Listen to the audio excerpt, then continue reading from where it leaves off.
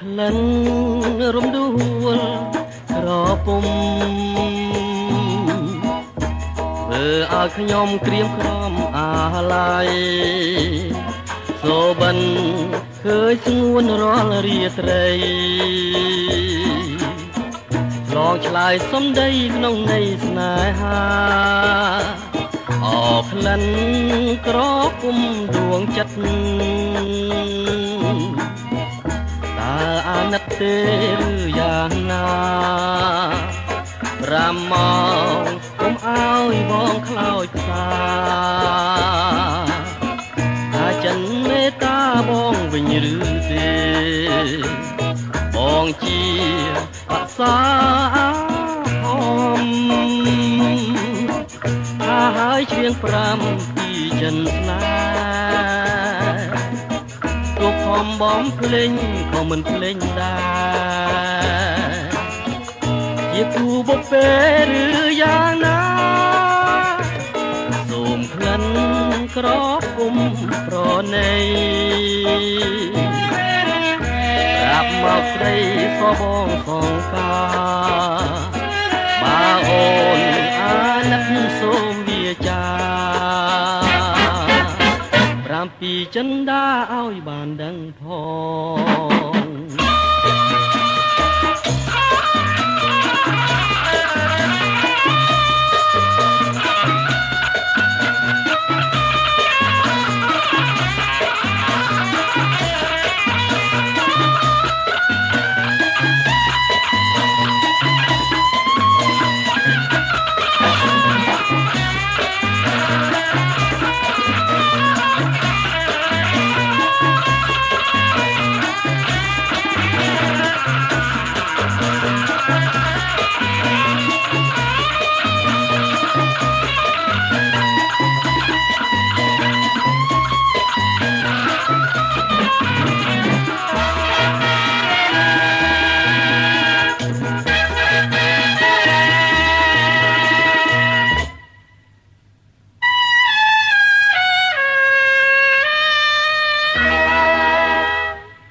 ក្លិន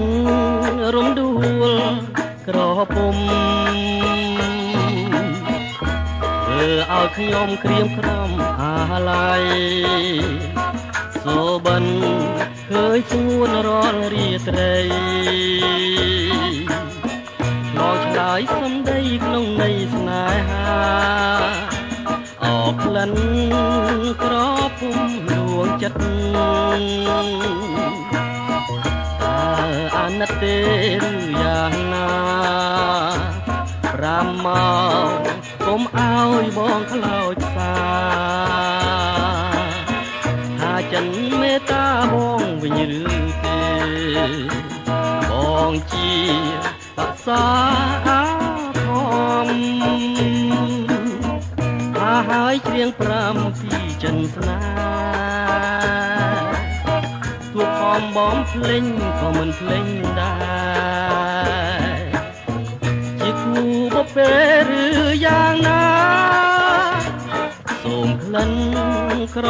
ពុំប្រណី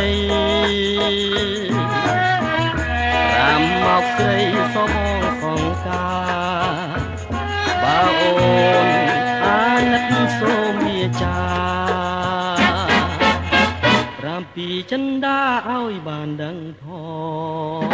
ង